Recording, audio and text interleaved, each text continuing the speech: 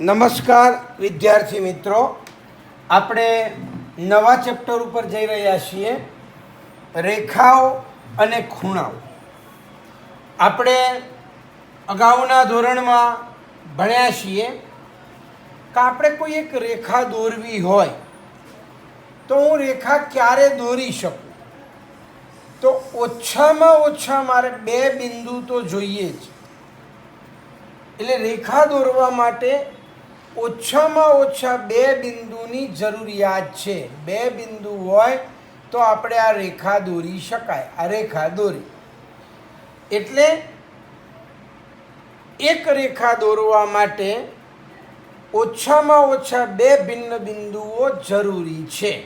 આ યાદ રાખજો કે એક રેખા દોરવા માટે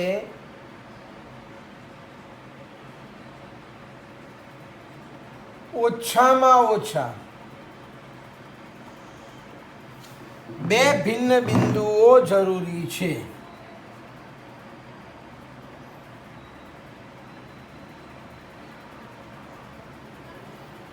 એટલે આપણને આના ઉપરથી રેખાની પૂર્વધારણા આવી કે દરેક રેખા ઉપર ઓછામાં ઓછા બે ભિન્ન બિંદુઓ હોય જ. અને બીજી પૂર્વધારણા છે, બે ભિન્ન બિંદુઓ એક અને માત્ર એક જ રેખામાં હોઈ શકે એમ. એટલે બે ભિન્ન બિંદુઓની જરૂર પડે. હવે બે રેખાઓ એકબીજાને પરસ્પર છેદે. યાદ રાખજો, બે રેખાઓ એકબીજાને પરસ્પર છેદે તો ખૂણાઓ બને છે. યાદ રાખજો, ખૂણાઓ બને છે. કેટલા ખૂણા બને સમજી લો કે આ એક રેખા છે અને આ બીજી રેખા છે. આ બંને રેખાઓ પરસ્પર છેદી. એટલે પરસ્પર છેદી એટલે જુઓ, આ ખૂણો બન્યો, આ પણ ખૂણો બન્યો, આ ખૂણો બન્યો અને આ પણ ખૂણો બન્યો. એટલે આ ખૂણાઓ બને છે. યાદ રાખજો. અહીંયા આપણે આ નામ આપીએ એ બી, અહીંયા મેં નામ આપ્યું CD અને આ O. તો એના લીધે આ AOC ખૂણો બન્યો, AOD ખૂણો બન્યો, આ BOD ખૂણો બન્યો અને BOC ખૂણો બન્યો. એટલે કહેવાનો મતલબ, બે રેખાઓ પરસ્પર એકબીજાને છેદે તો જ્યાં છેદ બિંદુ છે ત્યાં આગળ ખૂણાઓ બને છે. હવે યાદ રાખજો, કોઈ રેખા હોય, આ ત્રીજી વસ્તુ, કોઈ રેખા હોય એ બે કે વધારે સમાંતર રેખાઓ હોય એને ભિન્ન બિંદુઓમાં છેદે. અહીંયા કોઈ રેખા બે કે તેથી વધુ સમાંતર રેખાઓને ભિન્ન બિંદુઓમાં છેદે તો વિવિધ પ્રકારના ખૂણાઓની જોડ બને છે. યાદ રાખજો, આપણે આ ભણવાનું છે આ ચેપ્ટરમાં કે આ બે સમાંતર રેખાઓ છે એને આ છેદિકા છેદી, એટલે એક રેખા છેદી, આપણે એને છેદિકા કહીશું. તો એના લીધે હવે આ વિવિધ પ્રકારના ખૂણા બન્યા. આ AB નામ આપ્યું મેં, આ CD નામ આપ્યું અને અહીં આગળ EF નામ આપ્યું અને આ બે બિંદુમાં જ્યાં છેદે ત્યાં P અને Q નામ આપ્યું. તો અલગ અલગ પ્રકારના ખૂણા બને. આ ખૂણો અને આ ખૂણો એક અલગ છે, આને અનુકોણ કહેવાય. પછી એ પ્રમાણે અનુકોણની ચાર જોડ મળે. આ ખૂણો ને આ ખૂણો અનુકોણ છે, આ ખૂણો ને આ ખૂણો અનુકોણ છે. એમ અલગ અલગ પ્રકારના આ ખૂણો અને આ ખૂણો અનુકોણ છે. એવી રીતના યુગ્મ કોણ મળે, એવી રીતના અંતઃકોણ મળે, એટલે વિવિધ પ્રકારના ખૂણાઓની જોડ બને છે. એટલે આ વસ્તુ તમારા મગજમાં યાદ રાખજો કે એક રેખા દોરવા માટે ઓછામાં ઓછા 2 ભિન્ન બિંદુઓની જરૂર પડે. આ એક પ્રસ્તાવના છે, આપણી મૂળભૂત બાબત છે. અને 2 રેખાઓ એકબીજાને પરસ્પર છેદે એટલે ખૂણાઓ બને, અને 2 સમાંતર રેખાઓને કોઈ રેખા છેદે તો પણ વિવિધ પ્રકારના ખૂણાઓની જોડ બને છે. હવે આપણે રેખાખંડ, રેખા કિરણ એને આપણે સમજવાનું છે.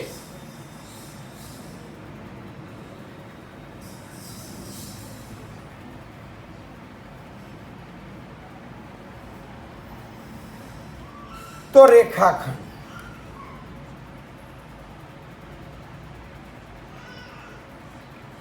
તો રેખાખંડ છે એ આ એક રેખા છે, આવડી લેજો. આ રેખા છે. અહીંયા એ ને બી મેં 2 બિંદુ લખ્યા, તો અહીંયા 2 અંત્ય બિંદુ વાળા રેખાનો ભાગ, આ રેખાનો એક ભાગ થઈ ગયો, આટલો ભાગ આ રેખાનો ભાગ, 2 અંત્ય બિંદુ વાળો આ રેખાનો ભાગ થઈ ગયો. તો આ ભાગ એને રેખાખંડ કહેવાય. એટલે રેખાખંડની અંદર આટલો ભાગ આવે, અહીંથી અહીં સુધીનો ભાગ, એમાં બંને અંત્ય બિંદુઓ આપી દીધેલા છે એમ. ઓકે, તો 2 અંત્ય બિંદુઓ વાળા અહીંયા 2 અંત્ય બિંદુઓ વાળા રેખાના ભાગને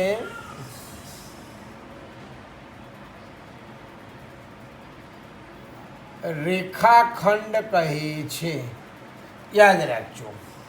હવે આ રેખાખંડ AB છે, આ AB રેખાખંડ છે, એને આપણે હવે અત્યાર સુધી આમ ઉપર લીટો કરતા હતા. અહીંયા રેખાખંડ AB ને આપણે સંકેતમાં આમ AB કરીને ઉપર આમ લીટો કરતા હતા, વડે દર્શાવતા હતા, બરોબર.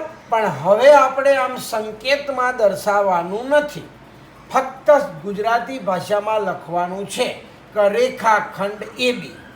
આ જે સંકેત કરતા હતા એનો આપણે ઉપયોગ કરીશું નહીં હવે એમ.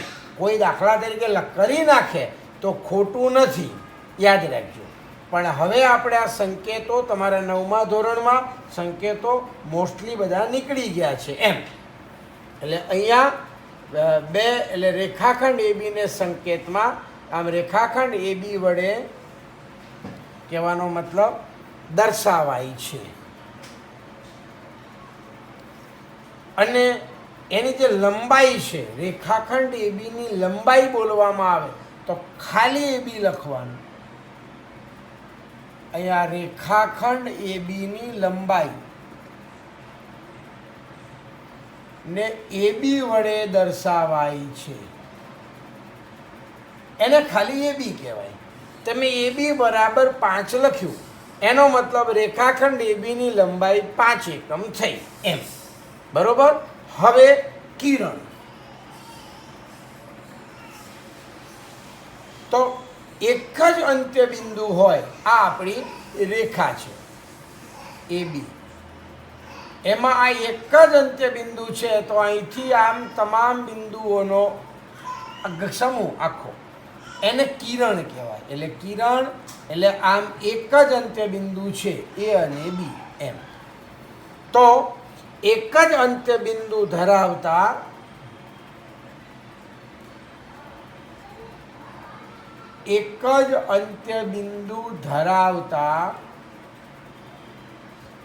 રેખાના ભાગને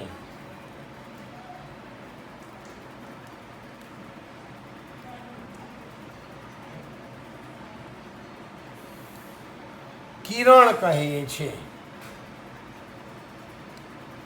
અહીંયા કિરણ AB ને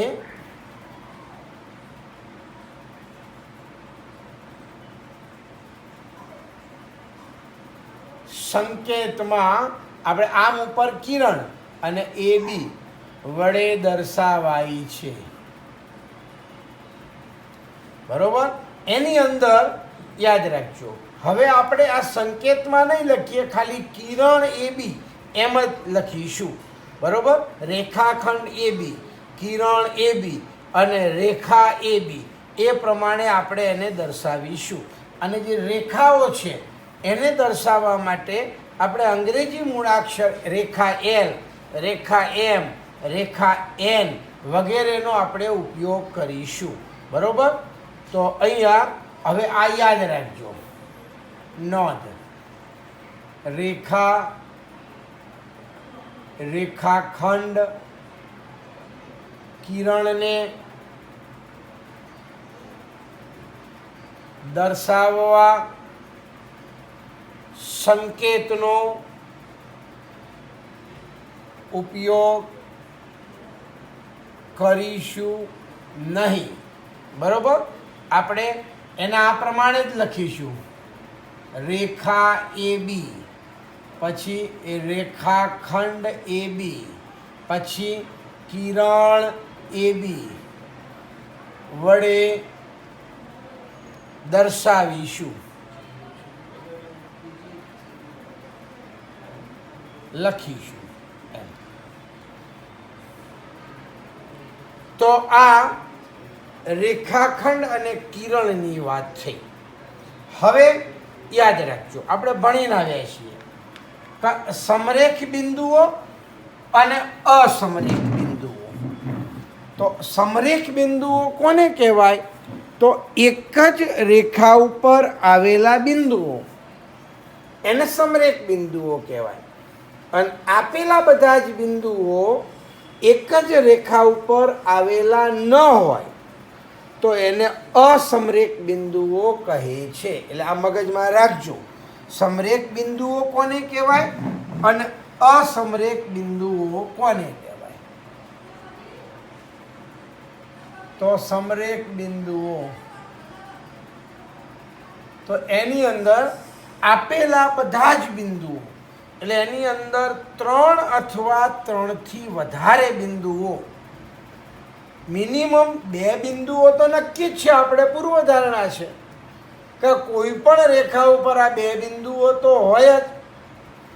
એટલે 2 કરતાં વધારે આવ્યા એટલે આ 3 બિંદુ આવ્યા એક જ રેખા ઉપર, તો એને સમરેખ બિંદુઓ કહેવાય. એટલે સમરેખ બિંદુઓ એટલે આપેલા બધા જ બિંદુઓ એમ બોલો તો એ વાંધો નહીં, અથવા જો 3 કે 3થી વધારે બિંદુઓ એમ લખો તો એ વાંધો નહીં. જો 3 કે તેથી વધારે બિંદુઓ એક જ રેખા પર આવેલા હોય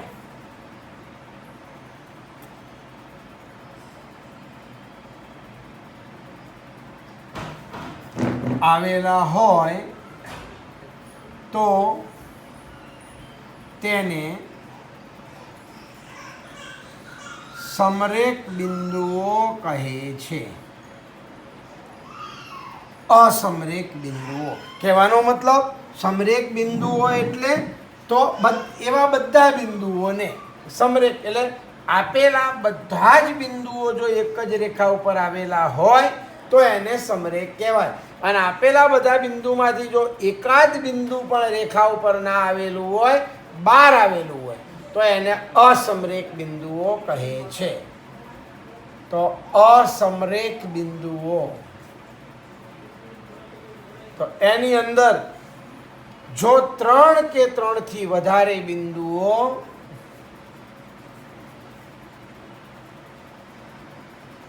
કે તેથી વધારે બિંદુઓ એક જ રેખા પર આવેલા ન હોય તો તે બિંદુઓને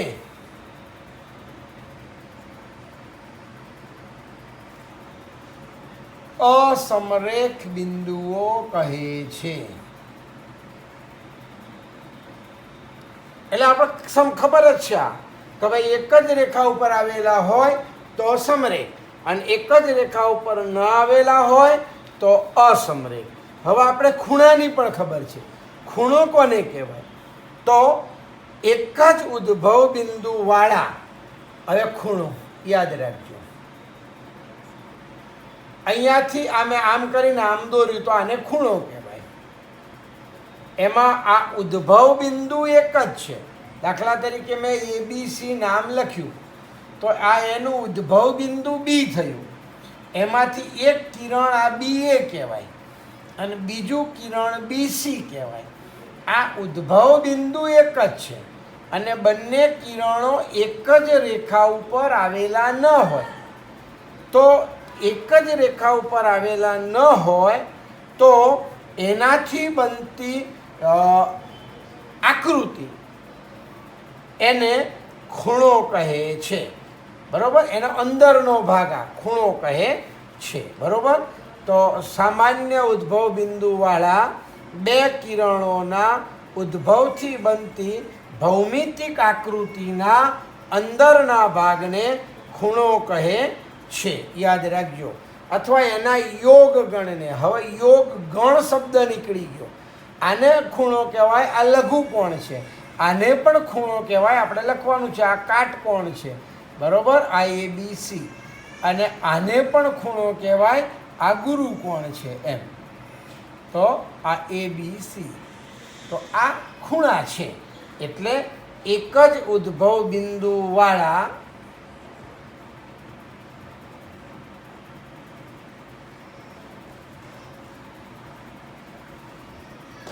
બે ભિન્ન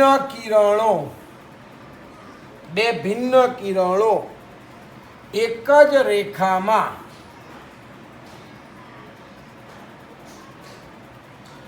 ન હોય તો બે ભિન્ન કિરણોથી તેના યોગને, એટલે બે ભિન્ન કિરણોથી જે બને તો તેના યોગને ખૂણો કહે છે. અહીંયા ખૂણો કહે છે. બરોબર? ભૌમિતિક આકૃતિને ખૂણો કહે છે એમ લખો તો એ વાંધો નહીં.